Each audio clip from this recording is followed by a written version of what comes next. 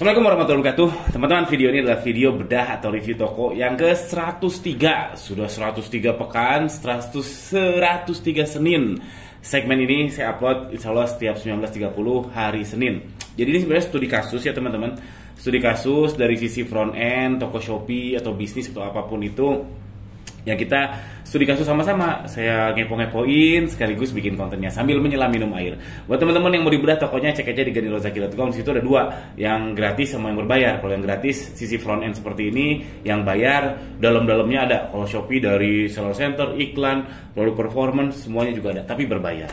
Oke, kita lanjut. Di Senin ini yang mau saya bedah nama tokonya itu K Clean Shoes. K Clean Shoes. Dia jualannya pembersih sepatu. Kenapa toko ini saya pilih? Karena si masnya ini beli template ke saya. Jadi saya minggu lalu ya jualan template ini, cek aja di ganilozaki.com. Di situ ada template Google Sheet. Saya baru launching template nambang keyword di Shopee buat yang teman-teman yang main iklan manual. Cek aja di situ. Yang beli alhamdulillah adalah 10 lebih lah, alhamdulillah baru launching beberapa hari.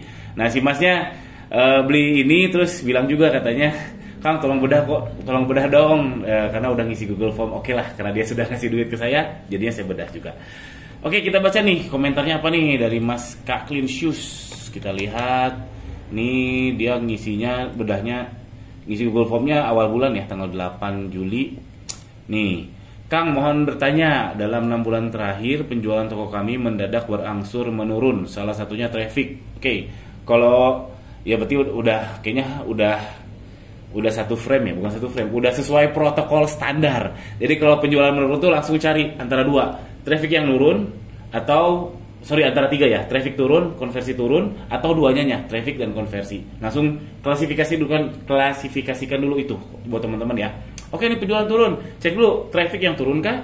Atau trafficnya sama, kurang lebih sama, konversinya turun, atau dua-duanya turun. Nah, setidaknya teman-teman kalau sudah mengklasifikasikan masalahnya di mana, nyari obatnya itu lain soal. Tapi kalau teman-teman belum bisa mengidentifikasi masalah, akan susah nyari solusi. Makanya kalau karya ilmiah kan ada identifikasi masalah. Jadi identifikasi masalah dulu, bukan langsung nembak, "Oh, ini masalahnya iklan."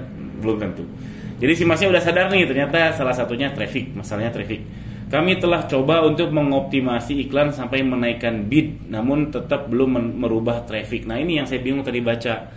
Kok nambah bid nggak nambah traffic ya? Kiranya mohon solusi Kang Gani, terima kasih. Dan kebetulan kita sama dari Bandung, mohon bantuannya Kang. Oke.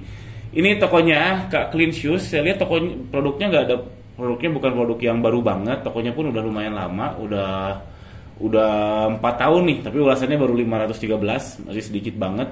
Dia bilang, beliau bilang iklan udah nambah bid tapi no traffic. Ini jujur agak aneh sih, apalagi bukan produk baru ya. Kalau produk baru yes ya. Kalau produk baru bidnya ditambahin, trafficnya nggak akan signifikan, bahkan impressionnya atau dilihat iklannya pun nggak signifikan kalau produk baru. Tapi kalau produk baru itu tiba-tiba ada yang check out aja satu, tiba-tiba boom, cobain aja. Makanya FO tuh salah satu keberhasilannya tuh kayak gitu kalau yang main FO. Kalau saya sih nggak. Nah, ini produk yang berbintang, iklan yang ditambahin, bidnya ditambahin, tapi trafficnya nggak bertambah. Ini agak aneh sih, nggak bisa ditelusuri melalui front end ya, harus lihat dashboard iklannya ya atau seller centernya ya. Menurut saya ini agak aneh. Mungkin jangan kata kuncinya salah, mungkin saya nggak tahu, karena aneh aja. Kalau nambah bid, produk yang udah ada bintangnya harusnya ya traffic naik, impression naik, atau jangan-jangan CTR-nya rendah. Ya begitulah, ini nggak bisa dicek melalui front end. Mungkin dari iklannya ada yang salah nih buat masnya. Lalu tadi saya udah ubek-ubek juga toko ini, dia vouchernya aktif ya teman-teman. Nih saya selalu menyarankan voucher itu kudu aktif, meskipun receh, meskipun nih 500 perak, 100 perak nggak apa-apa, yang penting engagement dulu aja. Kalau ada engagement artinya toko kita tuh makin banyak datanya gitu. Kalau makin banyak datanya itu makin baik, karena engagement tuh ibarat mata uang teman-teman. Kalau di jagat online ya, bukan hanya di Shopee tapi di YouTube ini, di Instagram. Makanya tolong like, share dan komen, karena makin banyak engagement akan membaguskan si akun tersebut atau si entity tersebut. Makin banyak engagement. Good, ini udah aktif vouchernya. Nah, saya mau komen ini nih. Ini ada produk yang habis tapi masih tampil. Nah, kenapa nggak diarsipin aja? Karena gini teman-teman, saya juga ini dikasih taunya oleh RM, udah lama banget sih, dan masih harusnya sih masih relevan. Jadi saran saya yang habis arsipin aja, meskipun mau restock 7 hari lagi atau 8 hari lagi, mending arsipin aja. Kenapa? Karena itu akan menurunkan conversion rate, CR ya, CR, conversion rate. Conversion rate itu kan conversion dibagi visitor alias jumlah pembelian dibagi jumlah pengunjung. Sekarang kalau misalkan ada produk yang habis, orang kan bisa aja nyasar. Nyasarnya itu macam-macam, entah dari googling, entah mungkin yang dulu ATC terus baru mau beli, atau yang dari claim voucher. Wah, pokoknya nyasarnya tuh ada kemungkinan nyasar ke produk yang habis tersebut. Jadi kalau kita breakdown, ini konversinya kan tetap ya, karena nggak bisa bertambah. Karena nggak bisa bertambah dari produk yang habis. Jadi ini C1 tambah C2 misalkan. Jadi C1 ini adalah produk-produk conversion sama visitor dari produk-produk yang bisa dibeli.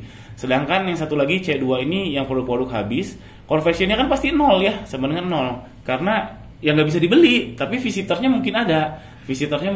Alhasil apa? Jadinya pembaginya jadi lebih besar. Jadinya conversionnya akan lebih rendah. Dibanding kalau misalkan yang V2 ini 0 sama sekali alias diarsipkan, jadi orang nggak bisa mengunjungi si produk tersebut, jadi visitornya nggak akan bertambah, konversinya tetap, sehingga angka conversion rate-nya akan lebih baik. Mudah-mudahan paham ya, kalau enggak tolong diulang lagi. Yang intinya kita membaguskan rasio toko kita ya. Kalau rasio toko kita bagus, lambat laun organik atau iklan itu akan lebih mudah. Tapi kalau rasio kita entah conversion rate atau rasio apapun itu jelek, akan jadi jelek. Simpelnya gini, itu logika standarnya gini. Jadi kalau conversion rate-nya makin bagus, misalkan ini kan conversion dibagi visitor ya, artinya misalkan ada toko A sama toko B, ada toko A conversionnya 10%, toko B conversionnya 0,1, misalkan kita ekstrim ya. Bagi Shopee atau bagi platform manapun, entah Lazada, TikTok dan sebagainya, akan lebih suka ngasih traffic ke yang A, karena dia misalkan mendatangkan 1000 pengunjung, akan closing 100, sedangkan yang B dikasih 1000, yang closing cuma 1, nggak ada duitnya.